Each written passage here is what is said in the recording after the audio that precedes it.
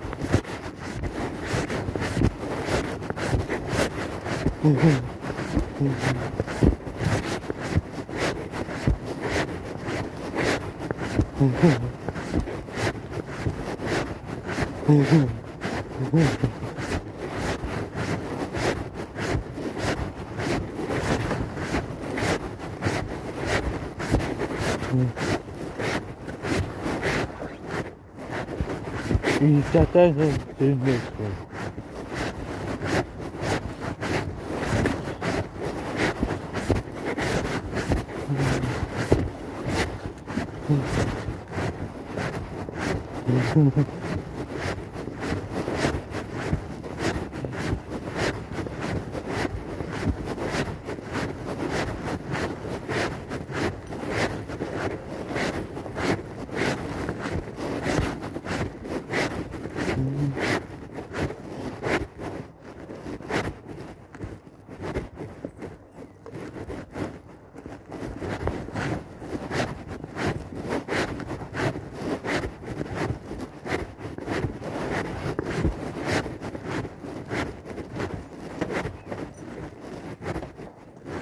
Une certaine émotion.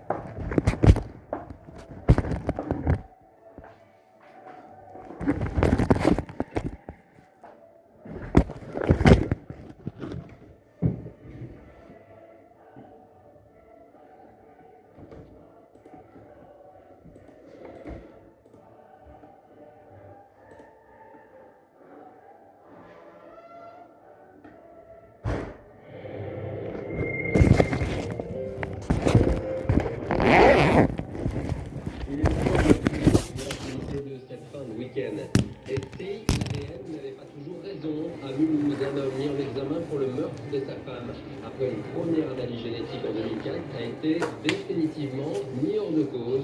Nous verrons pourquoi. Dans la Marne, une enfant de 6 ans a perdu la vie après avoir été apparemment attaquée par deux chiens qui appartenaient à la famille, mais qui ne sont pas répertoriés comme dangereux.